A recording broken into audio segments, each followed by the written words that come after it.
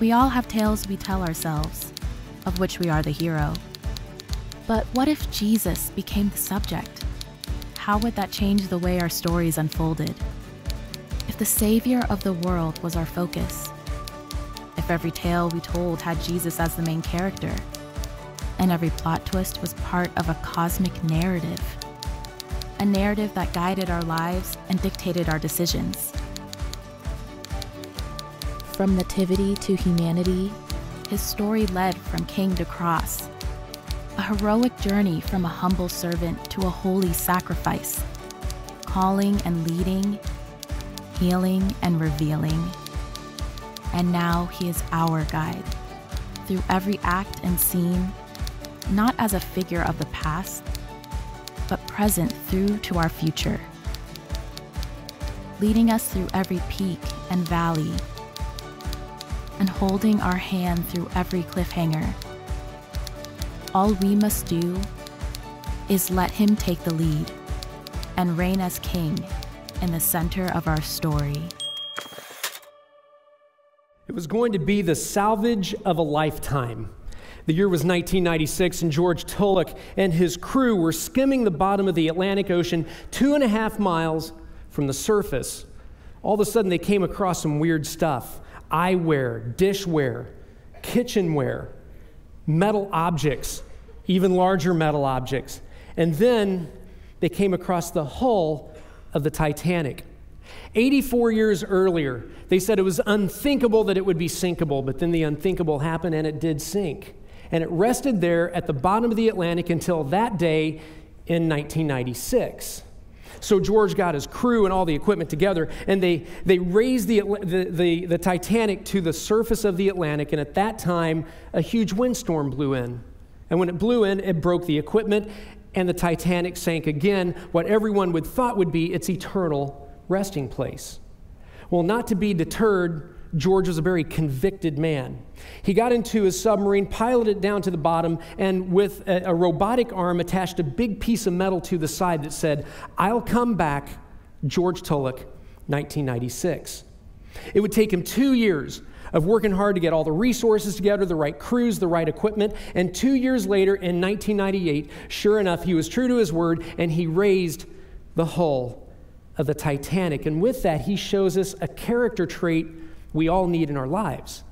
That character trait is called conviction. And conviction is so important when we are in the waiting room called life.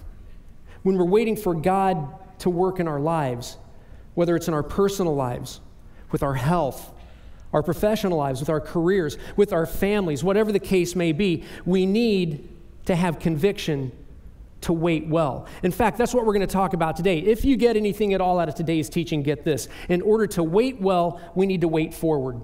In order to wait well, we need to wait forward. What do I mean by wait forward? Wait forward means that we need to wait with anticipation that God is going to act, that God is who he says he is, that he is a God of promises and a God who is sovereign over all of our situations, that he will work for his good and perfect will.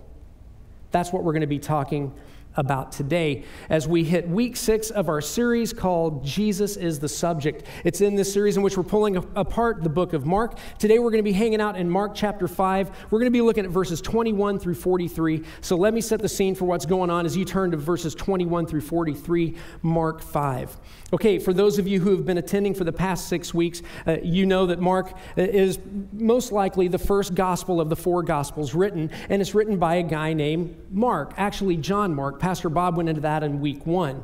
He is Peter's scribe, more or less, because the book just screams of Peter. It's short and to the point. It's muscular. It's all about power.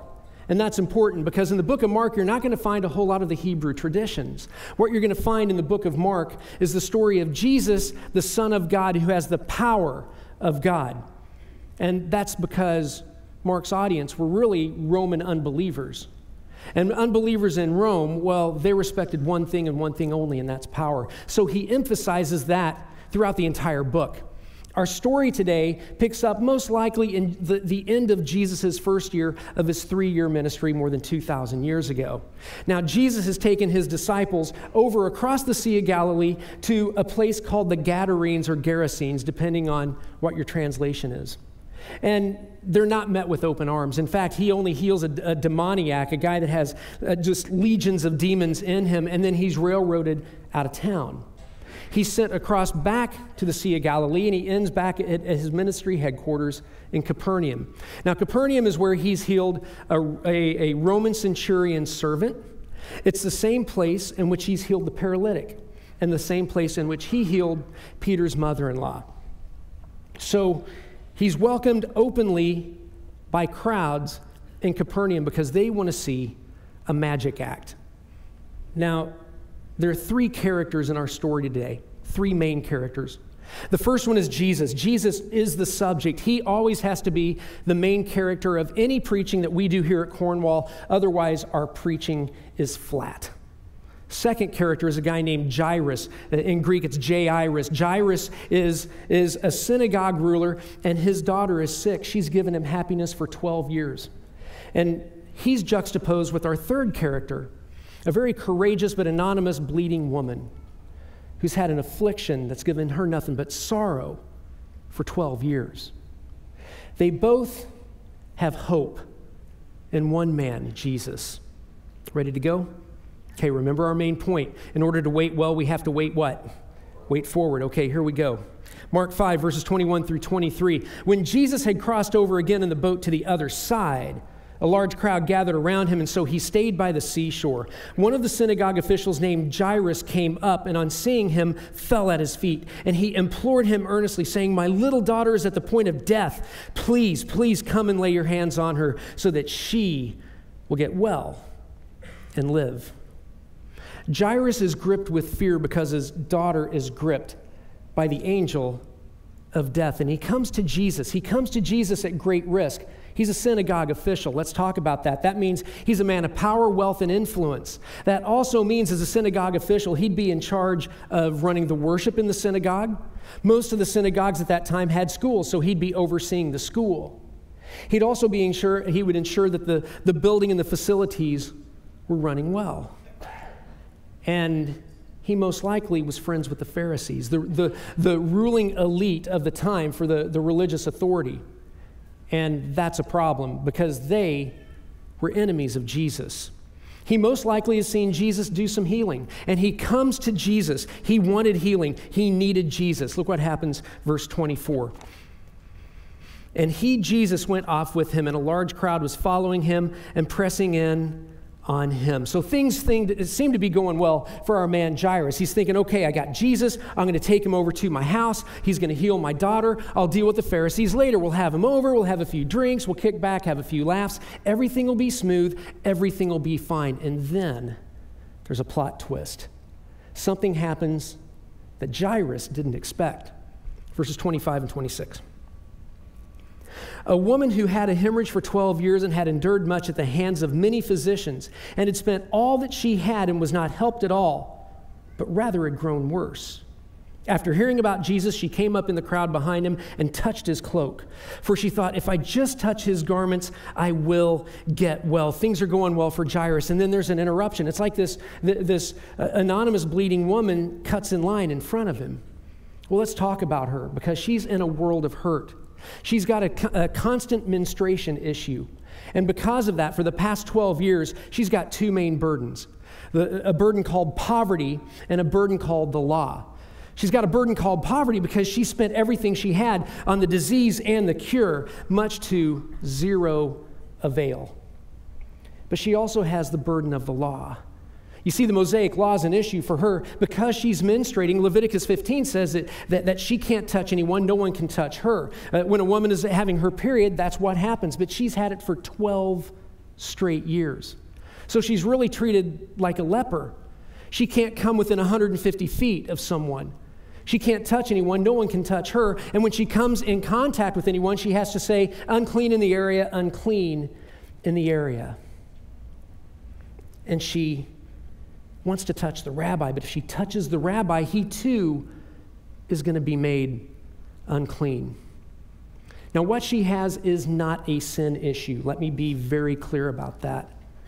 But as I'm looking at this, I got to ask myself a question. How many times is it that I don't want to go to Jesus because I think I'm unclean?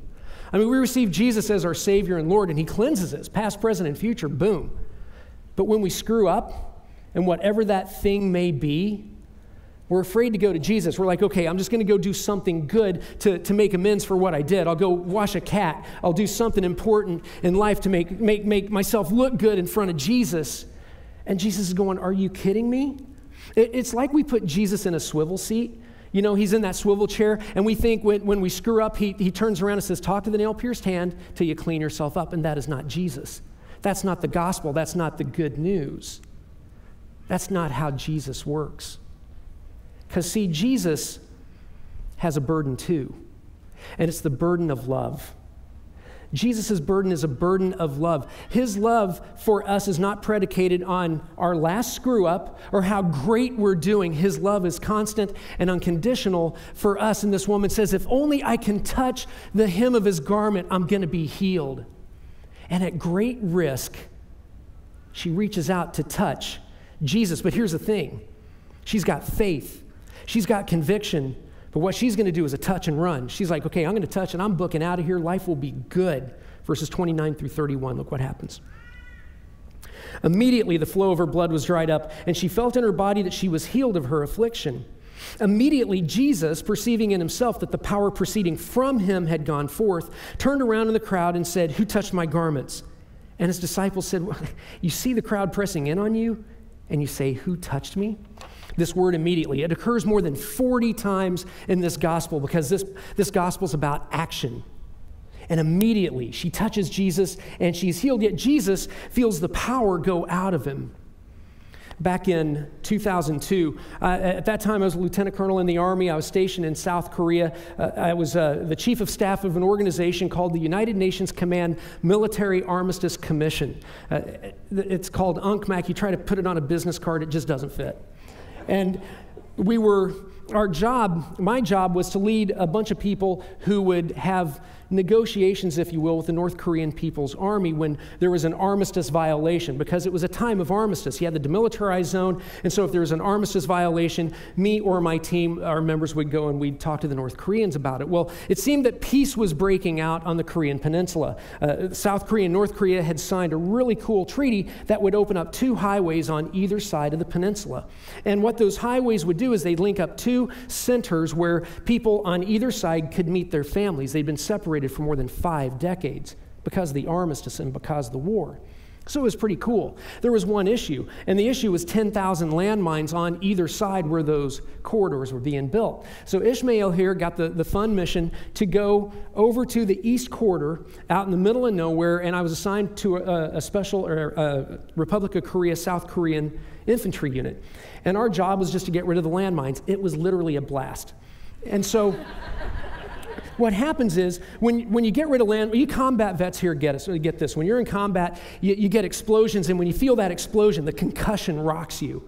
And so we're blowing up these landmines all over the place, and at first, you know, the concussions rock you. They do rent control on your bowels. But then after a while, you get used to it. There's a theological point to this. Stay with me. Back to this woman. She touches Jesus, just his clothes, just his cloak, and she's rocked. It's like dynamite has gone off because Jesus says, my power has left me. The Greek word for power is dynamos. It's where we get the word dynamite. And so it's a cool picture of this woman just saying, she's being brave, she's being courageous, I got to get healed. She touches, I'm healed. And then Jesus says, who touched me? Who touched my garment? Who touched me? And the disciples are like, come on, Rabbi, you got to be kidding me. You got hundreds of people around you. You're saying, who touched me? No, Jesus had to know who touched him. Because see, this girl's significant. This person's significant. No one is insignificant in Jesus' eyes. Not a single person is insignificant in Jesus' eyes. He had to know who touched her or who touched him. You are significant in Jesus' eyes, no matter what mess you're in your life, no matter how unclean you may feel. You are significant in Jesus' life. In Jesus' life. So think about this. She touches him and he loses power. He had to lose power so she could gain it. She had spent all of her resources, everything she had, to get life, but still didn't get life. Jesus gave all of his resources, particularly his blood and his life, so we could have life, eternal life.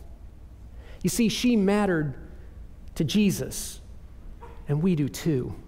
Who touched me? I've got to know who touched me. So two things are happening here.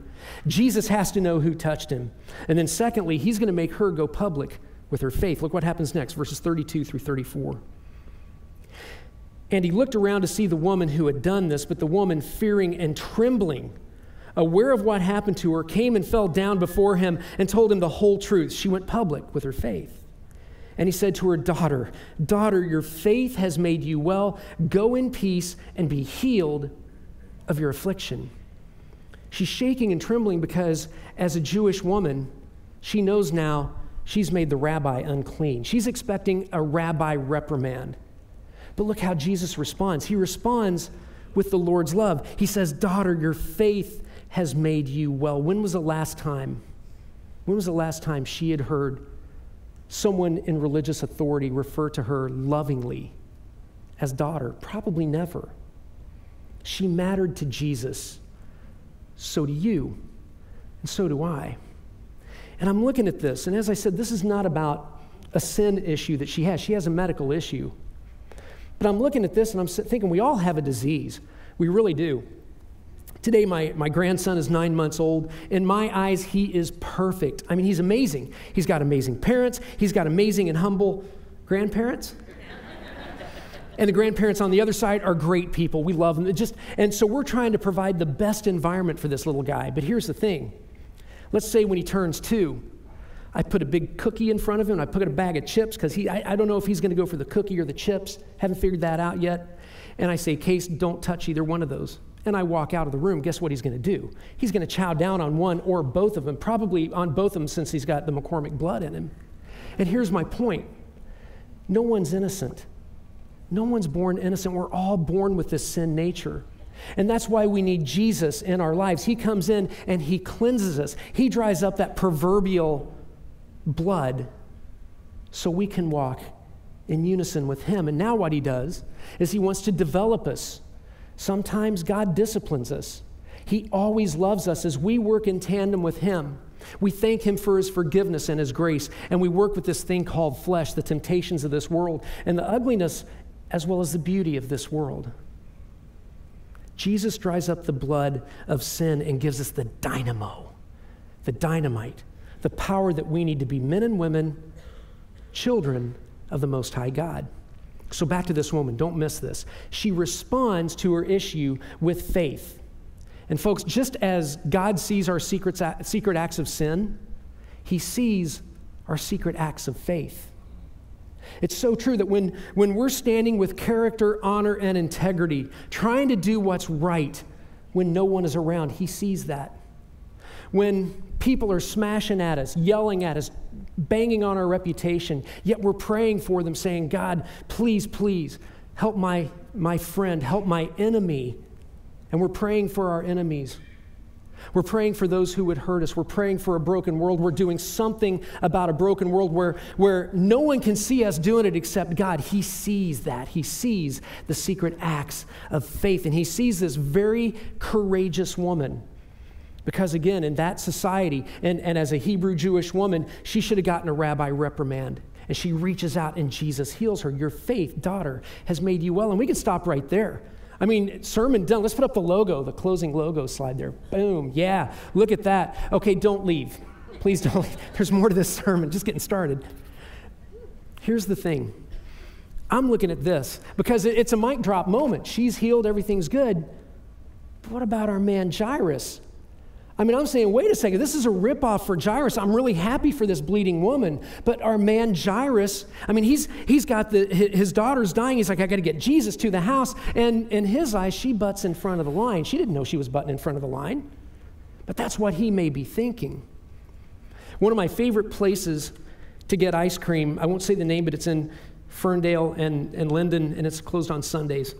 And It's frozen manna from the sky. It is so amazing. And so when I go there to get my ice cream, I always get the same thing. I'm in a rut, but it's okay because it's Oreo cookies and cream with nothing but whipped cream, and I get extra whipped cream, then I get extra cherries, and then I chow down. It is so good. And if somebody cuts in front of me, I'm like, hold my hoops, we're throwing down.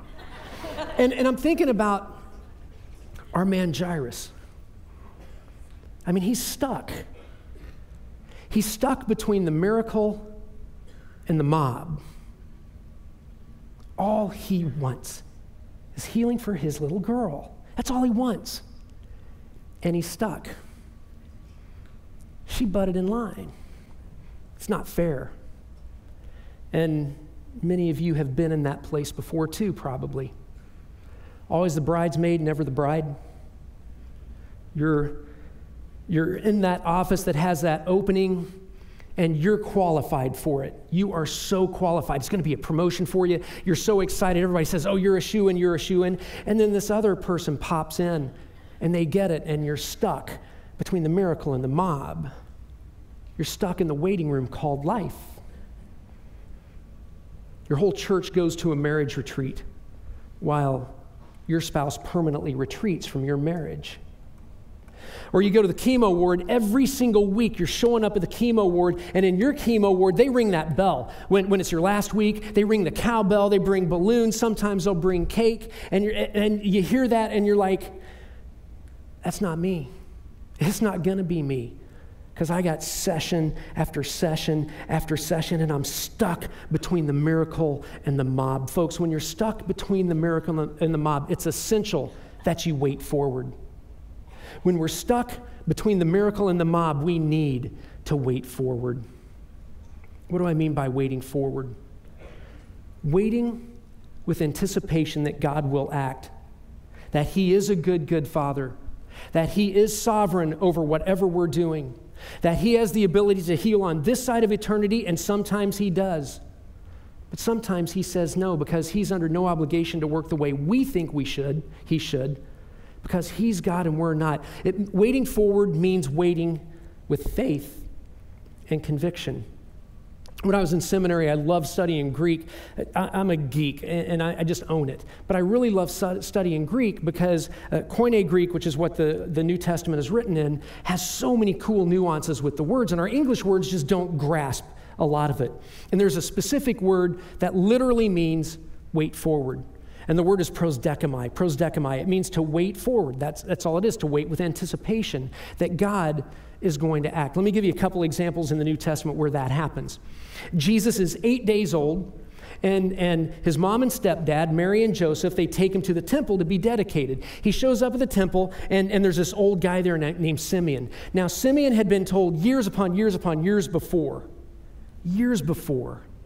that he is going to see the Messiah, that he wouldn't die until he saw the Messiah.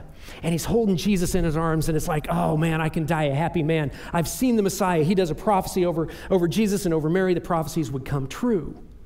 He's waiting forward, prosdechomai, waiting with anticipation that God is going to act. Fast forward to Luke 12. In Luke chapter 12, Jesus basically tells us through the disciples that we should be waiting like good servants for the master to come home from the wedding banquet. And when he comes home from the wedding banquet, he's going to open the doors, and we got to be ready. We got to wait forward. We've got to prosdechomai.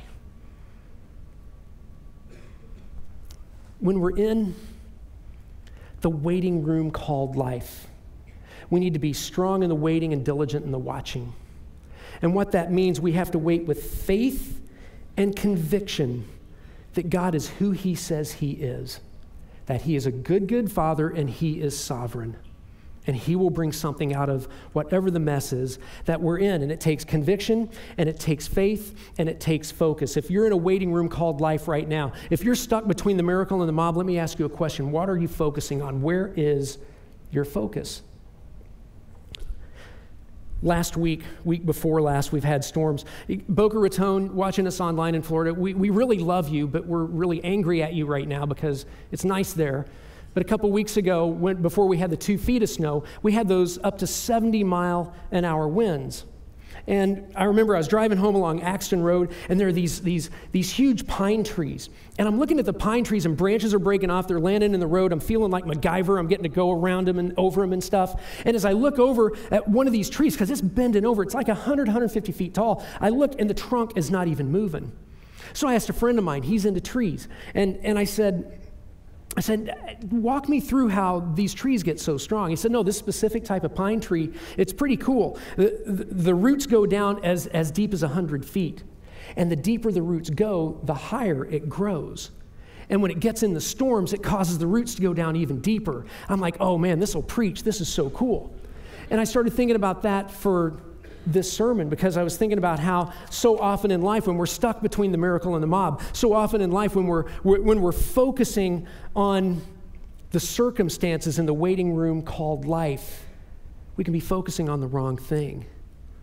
We're focusing on the branches, not the root. Jesus is the foundation. He's the root. He says, focus on me. Be convicted. Follow me. I've got you. I've got this. So often in life we overestimate the evil, overestimate the circumstances, and we underestimate God and what he will do. So he calls on us to act with conviction that God is who he says he is, that he can be trusted. Back to Jairus. His worst fears come to fruition. Look at the next verses 35 and 36. While he was still speaking, they came from the house of the synagogue official saying, your daughter has died. Why trouble the teacher anymore? But Jesus, overhearing what was being spoken, said to the synagogue official, do not be afraid any longer, only believe. It's like he's saying, Jairus, don't look at the swaying branches, look at the root. Believe. The tense used here is not a one and done, believe and walk away. No, it's believe and believe and believe and keep on believing and don't stop believing, in the word of the great theologian Steve Perry.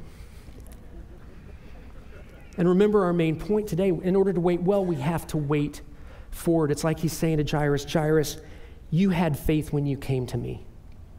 You saw what I did with this courageous bleeding woman, and now have faith in what I'm going to do for you. But I need you to trust me. I will not be hurried. Folks, too often we put Jesus on our timetable, and he doesn't work by our timetable. He asks us to respond to the waiting periods with faith.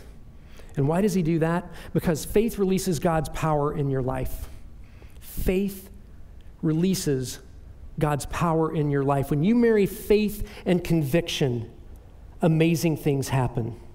When you marry faith and conviction, you can be in a time of great pain and experience incredible peace. When you marry faith and conviction, you can be in a time of crisis and walk with confidence. When you marry faith and conviction that God is who he says he is, and that he will do what he says he will do, that he is sovereign over this earth, that Jesus holds all things together, you can walk in a time of turmoil with great trust.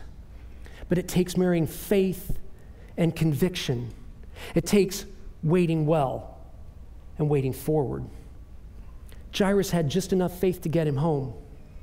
And so Jesus was going to require more of him. Remember, he required more of the bleeding woman. She had to come out and go public with her faith.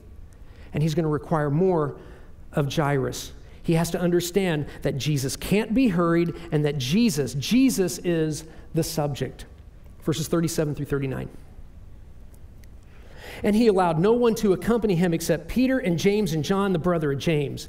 They came to the house of the synagogue official, and he saw a commotion and people loudly weeping and wailing. Pause real quick. In that culture, 2,000 plus years ago, this ancient culture, what would happen is someone would die. When they're declared dead, wailers and mourners would come to the house and set the scene for the grief that would be happening.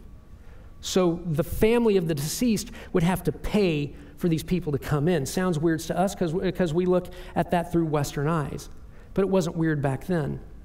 And so we know the girl is dead because the weepers and wailers are already there. So Jesus shows up, and entering in, he said to them, why make a commotion and weep? The child has not died, but is asleep. Pastor Bob covered that greatly a few weeks ago, what that asleep means. It means death is temporary. That's the short answer.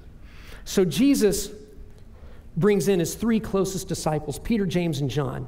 And he did that for a reason. He's going to be showing them in a few weeks in our teaching in a few weeks, but at the end of his earthly ministry, before he goes down to Jerusalem, he's going to bring Peter and James and John up to the Mount of Transfiguration so they can get a glimpse of his glory. They've got to see his glory. And the reason why they got to see his glory is they're going to go through some really tough times. They're going to be the leaders of the church. So he brings them in. He's already shown them that he has power over nature. Pastor Bob covered that last week. If you didn't see that sermon, by the way, you need to take a look at it because he really talks through what it means to go through the storms of life. He's shown them that he has power over demonic forces. Now he's going to show them that he has ultimate power and ultimate authority. And that ultimate power and authority is over death itself. Look what happens next, verses 40, 41. They began laughing at him, but putting them all out, he took along the child's father and mother. Hang on just a second. The whole time, Jairus has been referred to as a synagogue official. All of a sudden, he's got a title as father, as dad. He took along the child's father and mother and his own companions and entered the room where the child was. Taking the child by the hand, he said to her, Talitha gum, which translated means, little girl, I say to you, get up. Don't miss this point. He did something that's very, very important. They're going through one of the most horrific times in their life, and Jesus put out those who were ignorant of God. He put them to the side. When you're going through a valley experience, when you're in that prolonged waiting period, when you're stuck between the miracle and the mob, you need to be very careful who your closest people are around you. Make sure there are people who can speak truth and love. I had a friend of mine back in 2007. She had cancer. Amazing lady. Lori had the most faith of any woman I have ever known. She was in her early 40s. If you could put Mother Teresa and Billy Graham together, Mother Graham, Billy Teresa, I don't know what that would be, but she'd have more faith than that. I mean, it was amazing. She had fought cancer over and over and over many years, and she was done. And so she said, I'm done. She and her husband had prayed about it. They had great peace. She only had a handful of months left to live. And people from her church came over and twisting scripture, they said that she had cancer because she didn't have enough faith. That she had cancer and was quitting the fight because it was a faith issue. And because they didn't boundary that, they caused great pain. Wisely, because she was a woman of great faith, she lovingly said, you know, guys, I appreciate that. I disagree with what you're saying. Bye. And they left. But it wrecked her kids. Be very careful about the boundaries you set up when you're going through that valley experience. So he brings in Peter, James, and John because he's going to counsel them. He brings in the mom and dad because he's going to comfort them. And he looks at the girl and he takes her by the hand and says, Talitha cum. Talitha, it's a pet name. I call my girls are in their mid-20s, they're married. I call them Little Goose still. I'm like, hey, Little Goose, let's go. Hey, kiddo. That's what Talitha is. It's a pet name. Cum doesn't mean be resurrected, child. It's not like he's standing all formal in front of her. He's grabbing her by the hand the way Jesus does in such a cool way and says, hey, kiddo, let's go. It's just time to go. It's like you're late for school. We got to get going. And I started thinking about this. What's so cool about this story is how he takes her by the hand in her worst moment. And he does the same for you, and he does the same for me. And he won't let go of that hand. Even if we're saying, let go of my hand, I don't want you around, he won't let go. No, you could have stopped all this pain and suffering from happening, but you didn't. Let go of my hand, and he won't, because he's the good shepherd, and he refuses to let anyone be taken from the palm of his hands. Death, tribulation, principalities, powers of darkness, nothing can separate us from the love of Christ. He holds on our hands in our worst moments, and he refuses to let go. Is that amazing or what? I'm looking at this, and I'm going, that's amazing, but God didn't do that. In fact, when Jesus was at his worst hour, on the cross, he's screaming, Eloi, Eloi, lama sabachthani, my God, why have you forsaken me? God was in that swivel chair. And he was saying, hey, boy, you're on your own. Talk to the hand. but he did that out of love. Jesus had to take on all of the sin of the world, past, present, and future. And he had to have that separation from God the Father, the only time it would ever happen. So he could come to us and say, I've been there, done that. I will never leave you nor forsake you. I will never let go of your hand. You are my son, you are my daughter, because you've received me as your Savior and your Lord. He lost hold of the Father's hand so we would know he always has our hand, especially in our darkest hour. Let's wrap this up. Verses 42 to 43. Immediately the girl got up and began to walk, for she was 12 years old, and immediately they were completely astounded. And he gave them strict orders that no one should know about this. And he said that something should be given her to eat. Immediately, there's that action. He didn't want people to know about it because he didn't want to be Sideshow Billy. He did not want this to be another magic show. And he goes from the miraculous to the very practical. Talitha cum. Come on, kiddo, get up. We got stuff to do. To, hey, make sure she gets something to eat. And you may be sitting here today going, Kip, this is a great story. I appreciate it. I really appreciate the story. God didn't heal my wife. God didn't heal my husband.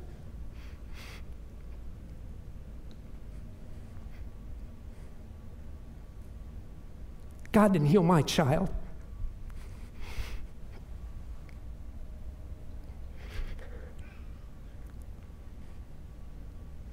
I get choked up because I know your stories. I love being a pastor in this church because I know your stories. And so many of you right now are going through hell, and it breaks my heart. And all I can do is encourage you to hang on to Jesus, because he's the only hope that can get you through this time. And here's the beauty about Jesus. He promises to heal either on this side of eternity or the next. He will always bring beauty out of ashes. He just asks for us to hold on to him, because he ain't letting go of us. Warren Wiersbe, in his commentary, this said these words. He said, this story doesn't mean that God must always rescue his people from danger or heal every affliction.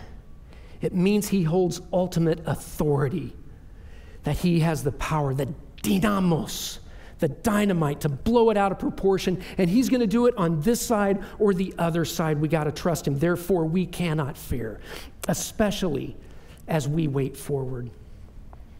God's got the vantage point we don't. He sees it all happening because he's timeless. We can't. We can't impose our standards on a loving, powerful, amazing, timeless God. And I get stuck in the weeds in this story, and I think it's a story about healing, so I got to pull back to that 30,000-foot level. And when I pull back to the 30,000-foot level, I got to remember that this really isn't a story about healing as much as it is something else. You see, go to John chapters 3 and John chapters 4. There's two people that resemble Jairus and this courageous, anonymous, bleeding woman. It's a guy named Nicodemus. See, Nicodemus he's a religious official of power, wealth, and influence. And he comes to Jesus because he needs to have some answers to some questions. And right after that, Jesus talks to a woman who's been shunned by all of her people, the woman at the well. And you look at those four characters, they all got the same thing in common. They're spiritually bankrupt, just like us.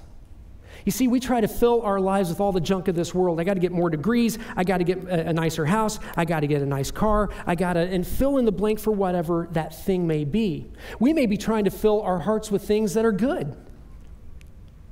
None of those things are really bad when they're put in proportion, put in perspective. But as we fill ourselves with the junk of this world, it doesn't matter how religious we are. It doesn't matter how immoral we are. It's a level playing field in front of the cross. And what Jesus calls on us to do is just simply receive him. If we say with our lips and believe in our heart that he is Savior and he is Lord, we will be saved. And then we walk with him, in tandem with him. And he never, never lets go of our hands, especially at our worst hour. All right, I want to give you guys a challenge before we roll out of here. Here's your challenge. As you pray, when you're going through that waiting period, when you're stuck between the miracle and the mob, as you pray, are you willing to wait forward and not hurry Jesus? Are you willing to wait forward and not hurry Jesus? He will act. Wait with anticipation. Prosdekamai. Wait well. Wait forward. Skagit, I love you guys. Turn you over to Pastor Brian. Thank you for being part of our great church in Skagit. Boca Raton in Florida, we're jealous and we still love you guys. Those of you watching online all around the world, thank you so much for watching and being with us.